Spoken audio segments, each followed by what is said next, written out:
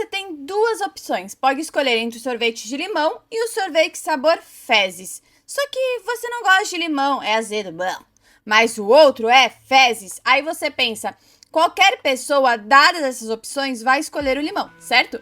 Errado, muitos vão se abster de escolher. Aí o molusco pinguço corrupto ganha e você vai ser obrigado a comer fezes por mais 4 anos. Senhoras, senhores, Catarina aqui. Este vídeo é uma colaboração dos canais Iluminando a Escuridão e Visão Libertária, sua fonte de informações descentralizadas e distribuídas. Ajude a propagar as ideias de liberdade. Deixe o seu like e compartilhe com seus amigos. Um artigo seu pode virar vídeo aqui também, sabia? Uma das principais estratégias do molusco é a compra de votos. É reforçar a ideia de que o Estado pode resolver os problemas das pessoas. Ai, que lindo! Distribuindo benefícios, subsídios e serviços gratuitos. Muito fofo. Mas quem paga essa conta? Não existe almoço grátis. Todo benefício estatal é financiado com dinheiro roubado da população por meio de impostos, inflação ou dívida pública. O governo apenas transfere recursos de uns brasileiros para outros, ficando com o poder de decidir quem recebe e quem paga a conta.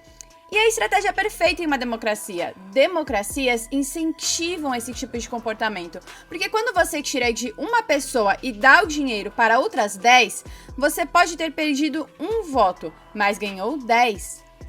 Uma das compras de voto é o Gás do Povo. Antes atendia um pouco mais de 5 milhões de famílias. E a família recebia em dinheiro, o que é um pouco menos pior do que dar alguma coisa de graça.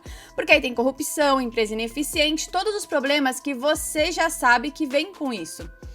Aí o Lula olhou para esse programa e pensou: não estou aproveitando como deveria. Dá para tirar mais proveito daí.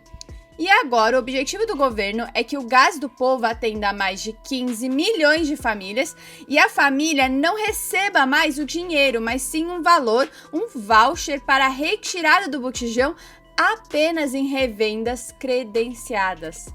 Este é o sonho do molusco, acabar com o dinheiro e ter só vouchers. Você não vai poder mais decidir como gastar o seu dinheiro, vai ter que usar como ele permitir, vai ter validade, e se você é contra, você é fascista e odeia os pobres. É só ver as críticas ferrenhas contra as Becs. Se a pessoa é livre para decidir o que fazer com a sua vida e, consequentemente, com o seu dinheiro, por mais que você não concorde ou ache alguma coisa imoral, a vida é dela. Se o Estado proíbe as bets porque são ruins para você e você é obviamente burro para decidir sobre a sua vida, então por que não proibir também o álcool, o cigarro, o açúcar, os livros ruins? Censurar quem tem opiniões que o Estado não gosta. Pera, esse eles já estão fazendo. Cala a boca, Catarina, melhor não dar ideia. Aí a gente olha para tudo isso e pensa: não tem mais jeito, a saída é o aeroporto.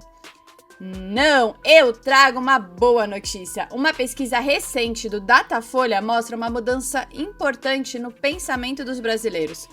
50% preferem pagar menos impostos e contratar seus próprios serviços de saúde e educação, enquanto 44% preferem pagar mais tributos em troca de serviços públicos gratuitos. Ou seja, a maior propagador da ideia de que o Estado é um câncer é, quem diria, um governo de esquerda com tempo suficiente para diminuir a desigualdade, deixando todo mundo mais pobre.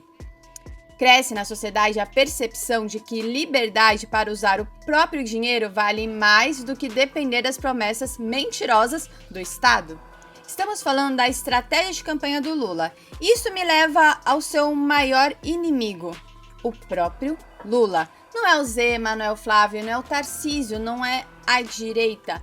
É ele mesmo. Toda vez que aparece sem roteiro, que dá uma entrevista longa ou resolve improvisar, aumenta a chance de criar uma nova polêmica. Como recentemente, quando ele mostrou o dedo do meio, ou um discurso em que disse, abre aspas, são traidores. Por menos do que isso, Joaquim Silvério dos Reis, que delatou Tiradentes, foi enforcado. O que merecem os traidores da pátria, que vão pedir intervenção de um país no nosso país? Pensem, meditem. Fecha aspas. Claro que o caso não deu em nada, a mídia não falou muito sobre isso e fingem que nunca aconteceu. Mas a internet não esquece e não perdoa. Agora, imagina se fosse um de direita, o que aconteceria se falasse a mesma coisa?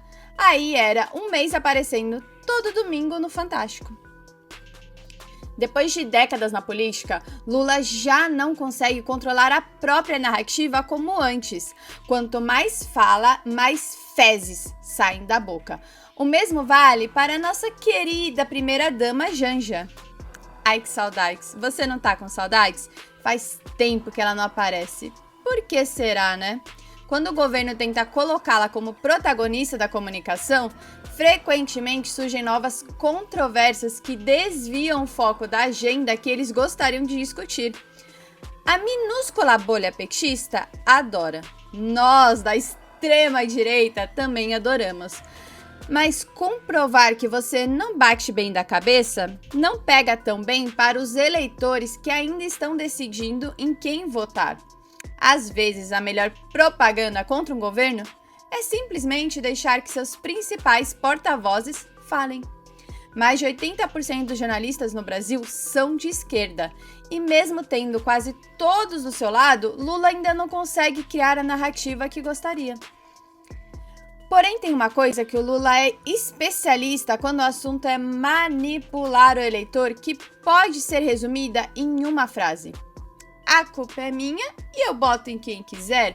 Quando alguma coisa dá certo, o mérito é sempre do papai Lula. Mas quando dá errado, aí é o Congresso, é o Banco Central, é a guerra, é inflação que acontece magicamente. É a oposição, é o agro, é o empresário, é o mercado, é o clima, é o Trump, é o Bolsonaro, é qualquer coisa. Menos quem está há anos sentado na cadeira tomando as decisões. É uma estratégia simples, terceirizar os fracassos e monopolizar os sucessos.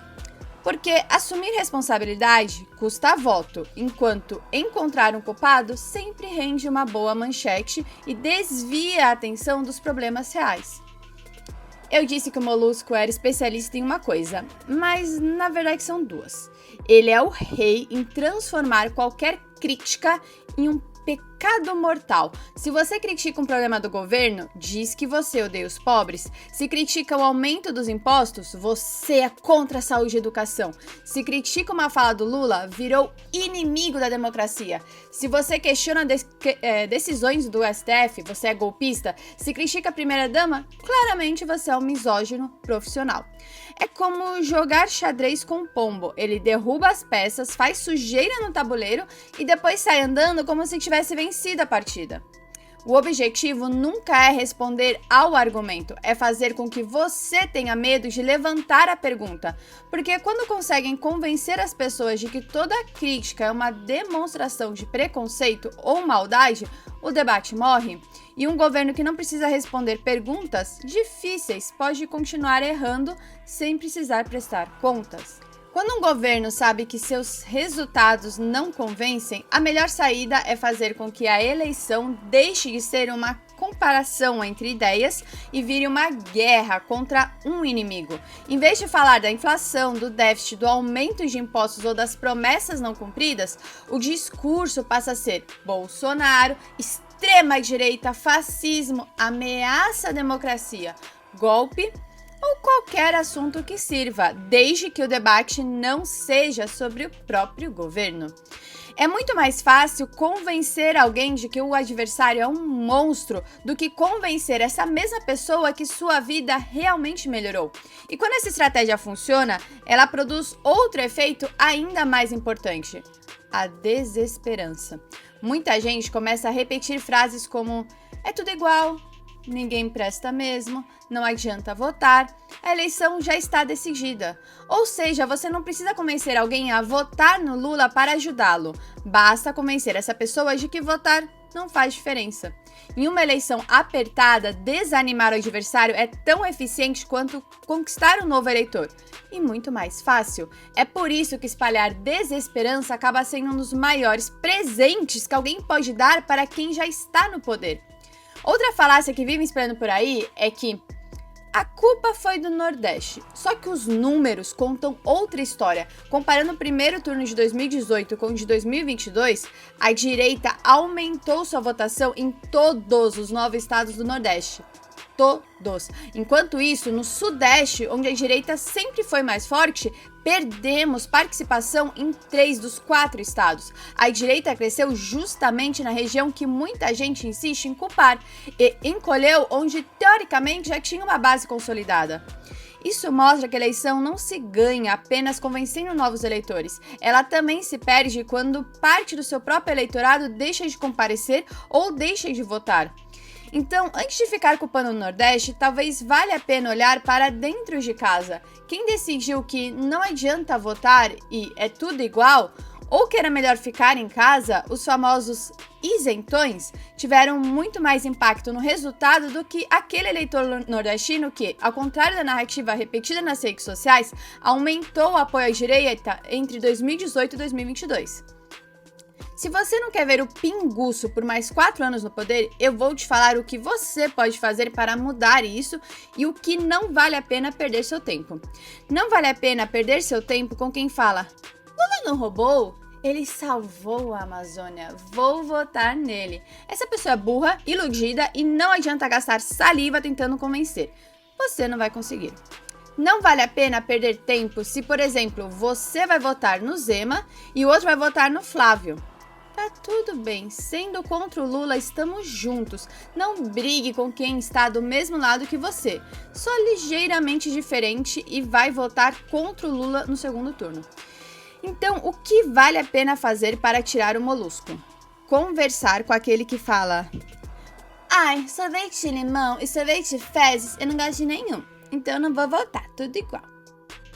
Tudo bem que você não gosta de limão, mas o outro é fezes. No segundo turno, se fosse contra um saco de fezes e o Lula, a resposta é contra o Lula. Sempre. Ponto. Essa pessoa que sobe no pedestal da moral e não vota em nenhum para não ter culpa, é essa que vale a pena conversar. E aí eu vou pegar esse grupo de pessoas e vou dividir em 2 grupos. A pessoa que sobe no pedestal da moral e o cara que fala: ai, Catarina, deixa o Lula ganhar, dane-se, a economia vai quebrar mesmo ano que vem. Melhor quebrar na mão da esquerda, em 2030 a gente consegue tirar eles do poder. Eu não concordo com isso, mas existe um argumento aí. Só que o que essa pessoinha que fala isso não está considerando é que o próximo presidente vai colocar 3 ministros no STF, 3 ou 4. A questão não é economia, é: se você não quer ver mais 3 como Xandão, que dispensa comentários, como Flávio Dino, autodeclarado comunista, ou Gilmar Mendes, que decidiu que STF manda até no futebol. Eu sou otimista, vejo o movimento pró-liberdade crescer. Acho sim que no longo prazo é nosso, mas mais 3 esquerdistas autoritários no STF... A luz do fim do túnel vira uma brasa mais difícil de manter viva. O objetivo este ano é, claro, fazer o que estiver ao nosso alcance para tirar o Lula do poder. Depois disso, a gente volta a brigar entre si.